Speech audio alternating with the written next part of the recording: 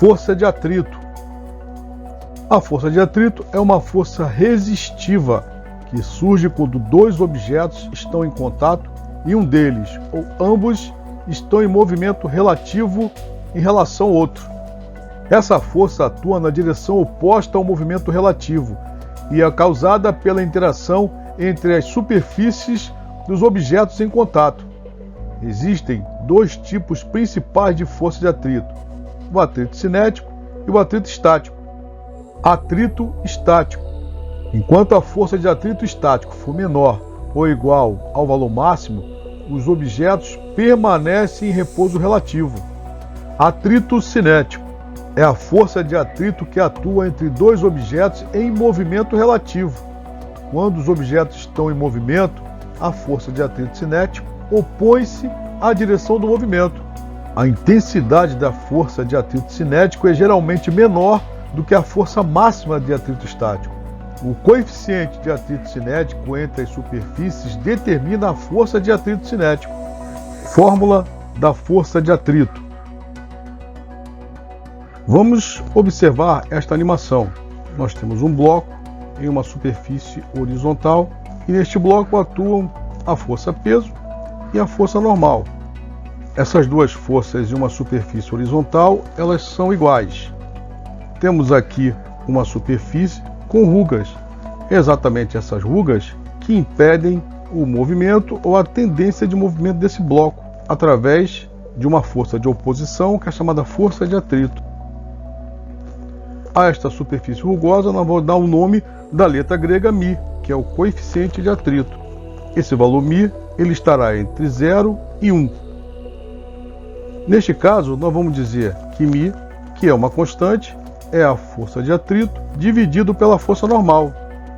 Passando a força normal para o outro lado, nós temos que a força de atrito é igual a μ vezes a normal.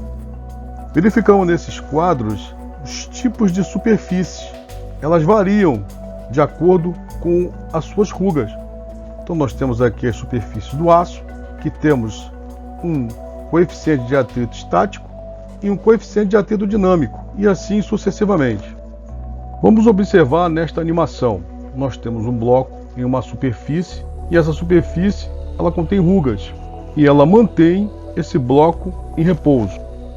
Vamos aqui traçar um diagrama onde nós teremos uma força solicitante e uma força de atrito em oposição ao movimento.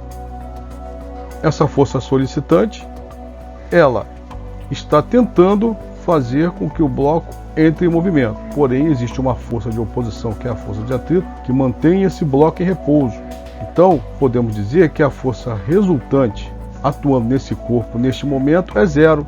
Isso significa que a força de atrito é igual à força solicitante. Como, por exemplo, se a força solicitante for 1 newton, isso significa que a força de atrito será também 1 newton. Vamos aumentar a força solicitante. Nesse caso, o que vai acontecer é que o bloco ainda está em repouso. Isso significa que a força solicitante ela está sendo anulada pela força de atrito. Então, se a força solicitante for igual a 2 newtons, significa que a força de atrito também será 2 newtons. Vamos aumentar ainda mais a força solicitante. Porém, o bloco continua em repouso. Isso significa que a força solicitante ainda está sendo anulada pela força de atrito, porque o bloco ainda está em repouso. Porém, chegará um momento em que essa força ela não mais vai conter a força solicitante. Porém, enquanto o bloco estiver em repouso, nós vamos chamar essa força de força de atrito estático. Chega um momento que nós ainda vamos aumentar a força solicitante e o bloco está na iminência de sair do repouso. Neste caso, nós teremos agora uma força de atrito máximo que estará ainda mantendo o bloco em repouso, mas a qualquer aumento de intensidade da força solicitante, esse bloco sairá do repouso. Então, nós vamos chamar essa força de atrito máximo.